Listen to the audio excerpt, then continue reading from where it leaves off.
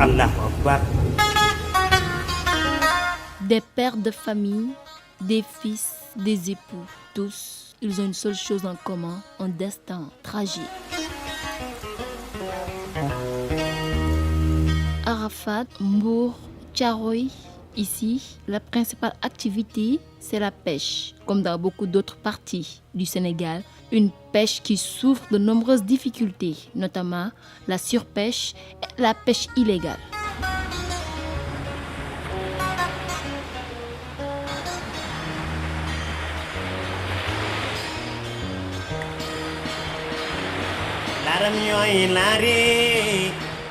géej gi bari na jafe-jafe lool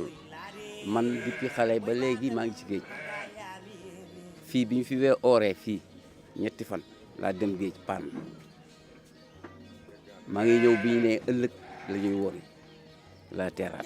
C'est comme si c'était hier. Les souvenirs douloureux sont restés intacts dans les mémoires des familles éplorées. tiis bi addina bi yëpp ñoo ko métti xale yoo xam ne ñi am nañ jabar ñi amuñu jabar di dimbali seen papa ñu xëy benn bés ñu ñàkk leen noonu lu métti. ma dégg ay yuuxu ci kër gi yuuxu yi foor lool ma mbëkk sama buntu génn daan ne waa yaay lu xew mu ne ñoom maam Jibril ne bataa dal si seen kaw ma ne ko bataa dal seen kaw kon de maam Jibril dee na ñu fab jël leen seet leen ñu ne ah des na maam Jibril Diouf mi sama borom kër ñu di ko wër si géej di ko wër si géej di ko wër si géej ba si guddi gisuñu ko ñu xaar di ko wër ba 6 heures si ngoon gisuñu ko ñu ne la ay la yéwén moo des si géej. suma doom bi nag fii la jóge dem foofu bu mu demee foofu ma ne ko kat bàyyi yow am naa daal lu ma si naqari quoi ma xam naqari trop am na fu mu féete bu baax a baax.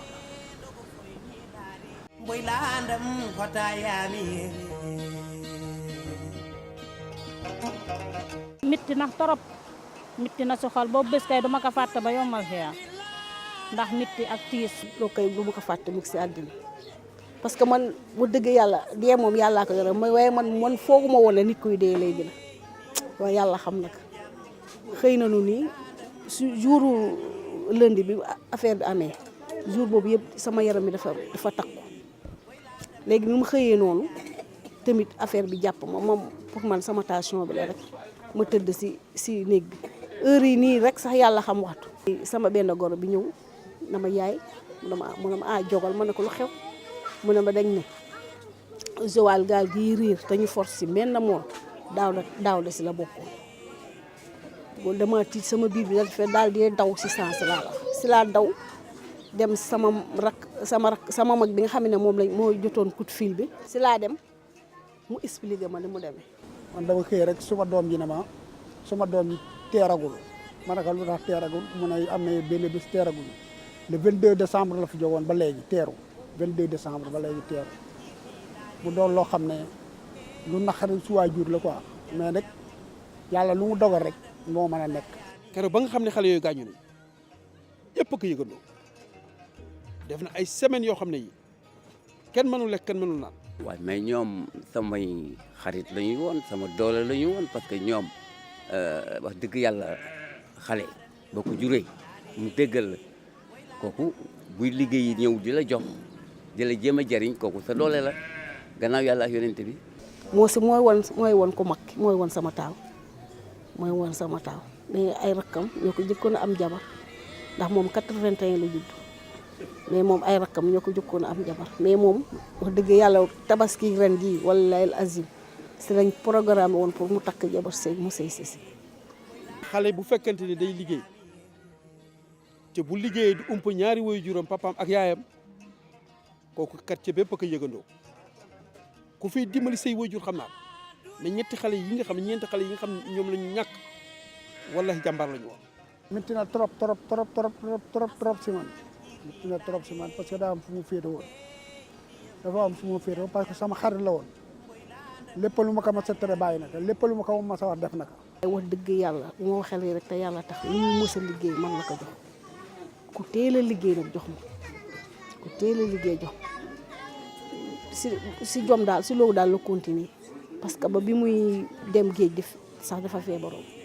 mais boo ko masaana wax toogal mu ne mën la toog jom lool. bu dëgg yàlla ku ma yërëm la woon ku ma jàppale woon la bëggul sama dara tardé suukar musuma xam lu muy jar saabu musuma xam lu muy jar lépp moo ma koy jëndal lépp bu demee géej nii bu naroo balaa def dara daa yëkkati xaalisam jox ma na ma am bëgguma sama may ñaan bëgguma ngay àbba dara bëgguma ngay ñaan dara ndax boo nekkee say nawle dangaa war a am jom ba kenn du la ne lii wala laa moom ku jàmbaar la woon wu dëgg yàlla ku bëgg a njaboot ku bëgg a famiyam la woon. mu nekkoon nag jëkkër joo xamante ni jëkkër ju ma yiir la jëkkër ju baax si man jëkkër joo xamante ni bëggul ma xiif bëggul ma rafle bëggul ma ñàkk dara lu mu liggéey sa ba si ngoon rek bu ñëwee da koy gàtt dama dafa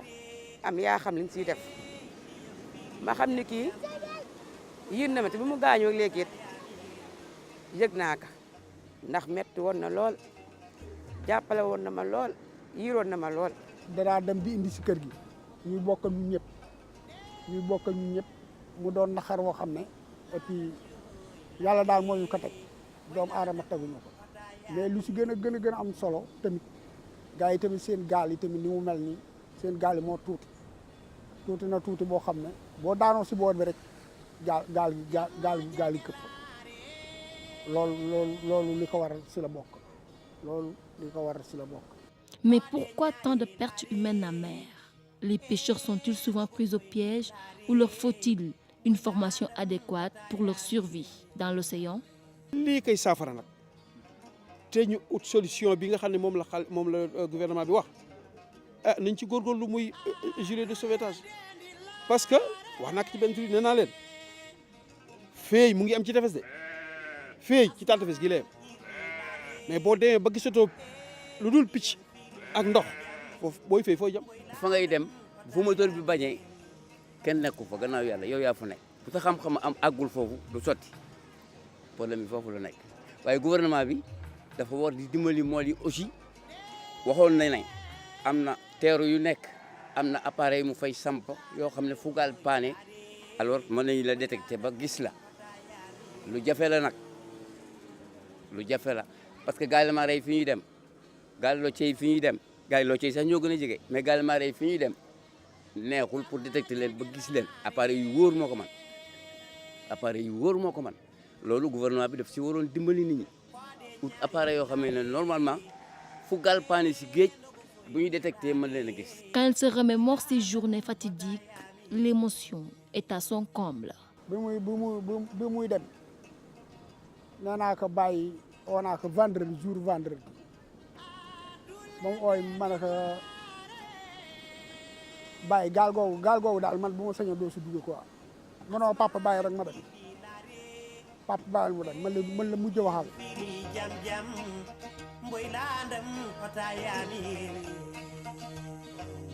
am na ay weer yoo xam ne sama xol neexul manuma lekk su ma tëddee damay jéeneer ni may daan def ak ñoom dama daan jéeneer ni may daan def ak ñoom mu metti ma lool mais ma xam ne yàlla moo fi ne leneen nekku fi waaw man depuis xale maa ngi ci géej ma jàngal leen géej ba heure boobu yàlla def li ko neex manuma ci dara loolu yàlla dogal. dee bi ngay gis xaw na wàññi degré ba nga gisul boo gisee mag ñi di wax ne sa niiw bi ñu yóbbu leen ñu ngi ko suul ci sa boori maam lañ lay defal rek mais kii mënul xam fu doomam nekk. koor gi kenn gisul koor bi loolu mooy li ma gën a métti sama xol bi xam nga bu fekkoon ne gis nga ko sax nga xam ne gis nga ko nga suul ko mais gisoo ko te xamoon ne la nekk si géej loolu moom si li ma def choc moom si la bokk. ba mu tëdd yàlla na ko yàlla yërëm te xare ko àjjana kenn gisu ko nag ba fii may yaxee yow kenn xamul fu mu teer. Aujourd'hui, les pêcheurs sont contraints d'aller toujours plus loin en mer au risque de leur vie pour trouver le poisson devenu rare. Le nombre de pêcheurs sénégalais disparus en mer augmente de jour en jour. une coopération renforcée des pays d'Afrique de l'Ouest et l'harmonisation de leurs politiques et réglementations des pêches s'avère indispensable pour une bonne gestion du secteur. Pour ces familles, tout ce qu'il leur reste à faire, c'est de formuler des prières pour le repos éternel de ces victimes, ces braves hommes, soutiens de famille, aimants et aimés de tous.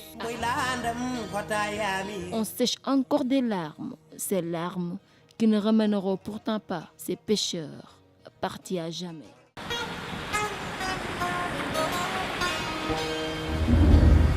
Allah Akbar.